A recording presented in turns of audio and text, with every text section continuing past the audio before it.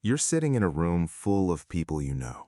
Your life looks fine from the outside, maybe even good. But inside, there's this strange feeling that none of it is quite yours, like you're watching your own life happen to someone else. Psychologists have a word for this, and it's more common than most people admit. 1. Your brain went into autopilot. Most people don't disconnect suddenly. It happens gradually. When you repeat the same routine long enough, your brain stops actively processing. It shifts into automatic mode. Same commute, same conversations, same reactions. No conscious effort needed. The problem is, autopilot doesn't just save energy, it also removes presence. You stop experiencing your life and start just moving through it. Neuroscientists call this the default mode network taking over. Your brain drifts inward, away from the present moment, without you noticing. 2. You've been living someone else's life. Disconnection often starts when the life you're living wasn't actually chosen by you. The career path that made sense to your parents, the personality you perform at work, the version of yourself you built to be accepted, not to be honest. Over time, that gap between who you actually are and who you're performing widens. And one day, you look at your own life and don't recognize it. Psychologists call this self-alienation. You didn't lose yourself in one dramatic moment. You edited yourself out slowly, one compromise at a time. 3. Overstimulation killed your connection. Here's something most people don't connect. Constant scrolling and disconnection are linked. When your brain processes hundreds of other people's lives, emotions, and opinions every day, it starts losing track of your own signal. Everything blurs together.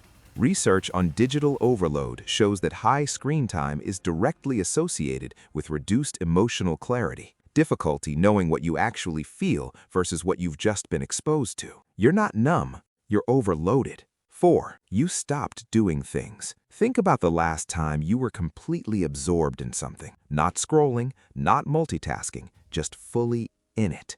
That state, what psychologist Mihaly Csikszentmihalyi called flow, is when people report feeling most alive and most like themselves. Most modern routines are specifically designed to avoid that kind of deep engagement.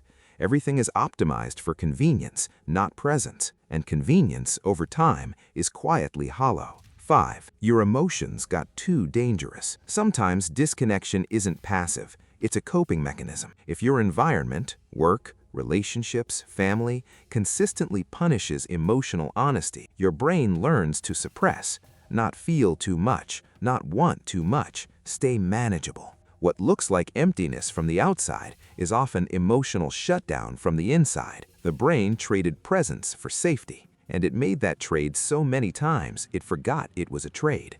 Core reality. Feeling disconnected from your life doesn't mean something is broken in you. It usually means you've been running on autopilot, performing a version of yourself that was built for approval in a world that's been deliberately engineered to keep you overstimulated and under-present. The reconnection doesn't start with a big change. It starts with one honest question. What would I actually want if no one was watching?